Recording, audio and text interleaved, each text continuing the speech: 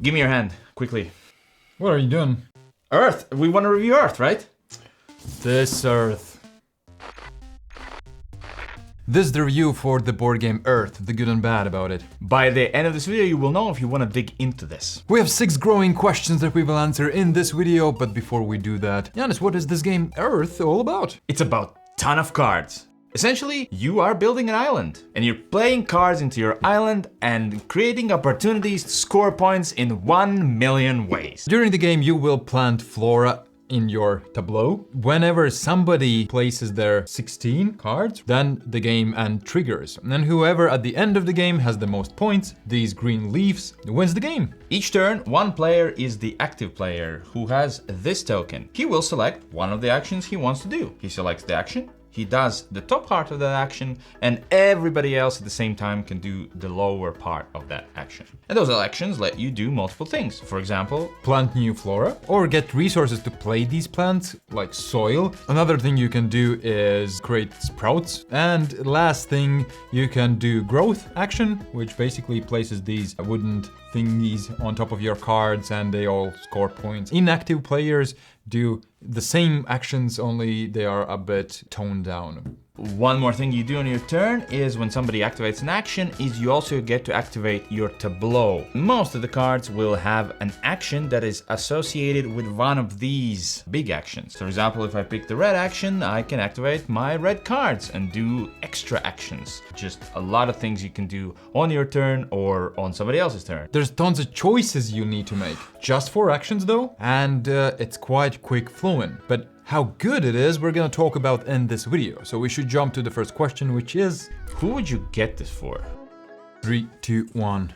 Smooth engine builders. That non-gamer gamer that I call wife person. So my wife person saw this cover and were like, that looks pretty. Then you show some of the plants, that looks pretty. And every time we play, she goes like, oh, look at this plant. Or, ooh, this plant's creepy. The visuals of this game will make it easier for me to get this on the table to play with my wife than, for example, any fantasy, sci-fi, or anything else. It's just such a welcoming visual appeal to this game. She wouldn't call herself a gamer, even though she is a gamer, so that's why a non-gamer gamer, because she really enjoyed this. Did I? We'll see. This is an engine builder, meaning that this is one of those satisfying games where you play a bunch of cards and slowly progress. Each of your turns you get better, and your system starts to flow, and whoever builds like the better system with their cards wins usually. A lot of these engine builders have a lot of downtime. This one is smooth because you play all at the same time. It means it's quicker, and there's a lot of other life improvements in this one. If you like engine builder, playing cards, these Euro style games where you get better each time, I think this is for you. So what are the 3 best things about this game? My third best thing about this game is going to be photos. They just look great. You mentioned that the design of the cards complements the photos. A lot of times when you see photos on board games, you already feel like, I don't know if that's a good idea. But this one does 2 things. One, the card design, and the other thing, all of these pictures feels like in the same theme. They all look similar, have the same Instagram filter. They just feel like a nature album would look like. It's all cohesive. I love when the games put down like this little flavor text at the bottom, like a scientific fact, and there's a ton of these here. My number 3 thing is decisions versus rules. It's mid to high level of difficulty, but overall the rules are quite simple to explain because they use very clear icons. And even though it's a competitive game, a lot of rules you can say, I'll explain it when it matters. For example, planting the card. Quite easy to teach, even though it's quite a difficult game. We are all playing.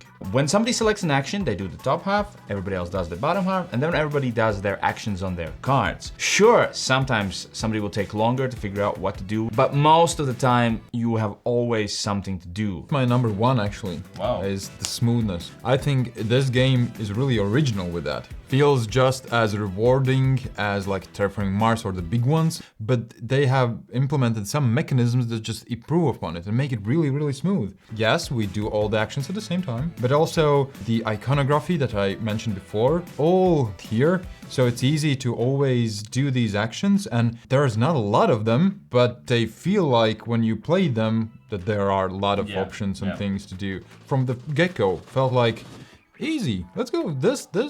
Nobody ever almost had any questions. Okay, my first is gonna be all cards, good cards. It just has been my experience that I always have problem deciding what to discard. Some cards just give you outright a lot of points. Some cards give you points because they interact with the scoring cards. Some cards have huge one-time effects. Some cards you can afford now, some cards you can afford later, so maybe I should save it for later. I always feel like any of the cards I pick could be good and maybe is good. I will complement that with your island. Your tableau that you play is called your island, and all the mechanisms there are very rewarding. Playing those cards makes you feel good, and there's also the system where it really matters which card you play next to what card. Each of those cards will give you bonuses for each of those actions. You can get points for almost any card. In the rare cases, you will get maybe one card that you don't like. You can always compost it and just get points from it. But we have talked a lot about the good things about this earthy game. Are there any bad ones? Well, let's see why this game might not be for you.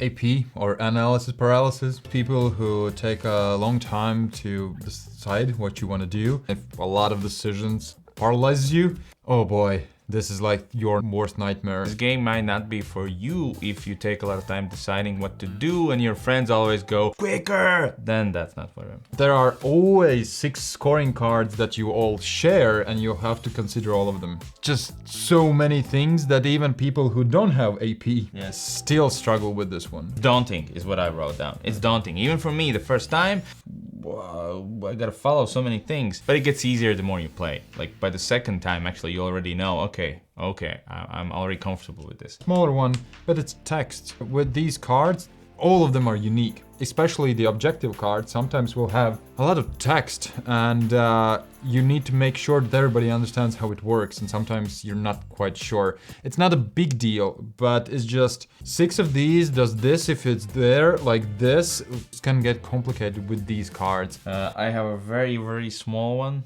Do you have any bad things to say about it? About text? I see what you did there.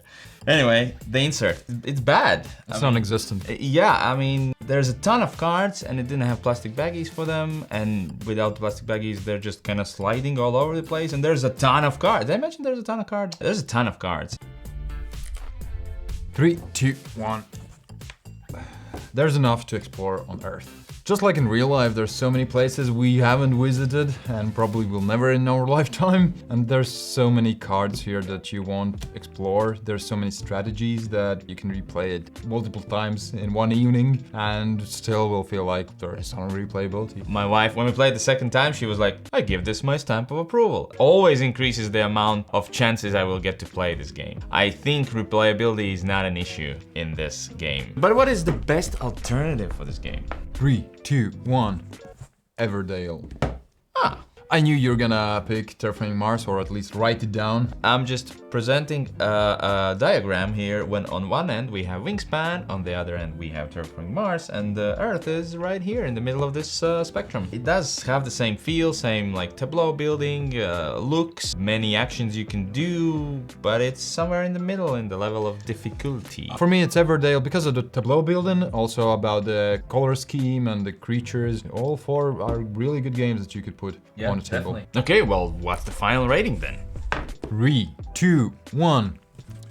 Must have. This doesn't happen often. I would have gone with Fantastic, but since my wife likes it, and I know I could get it to the table, I must have it. This is not our copy. We borrowed this and played this, and now I guess we'll have to get it. Well, I want to must have most of the games I play, but let's be realistic here. But if my wife likes a game, or my kids really like the game, I'm more inclined to get it. And I guess I'll have to get it now to play with my wife and maybe try solo. Like you said, does sound like good. Fantastic game. We didn't mention it, but it doesn't take long to play. With like 4 players, including the rules, it's a bit less than 2 hours. And I think I can see it going down way more. I like Terraforming Mars, not as much as you, but I like. But it's a long game. And Wingspan is really nice, but it's not as crunchy as this one. I want it to be crunchy. They basically took one of my favorite games of all time, Terraforming Mars, and just made it like smoother. I'm not saying it will replace Terraforming Mars, because they are different games, but just for certain situations, for sure, I will put this more on the table. Just a good game all around. You know who else is good? They are good, because they're gonna like this video, right? And even better, then good are our supporters. They're really awesome at Patreon, and maybe join the Board Game Hangover family and be awesome. And we do extra content for our supporters. There's a new video every month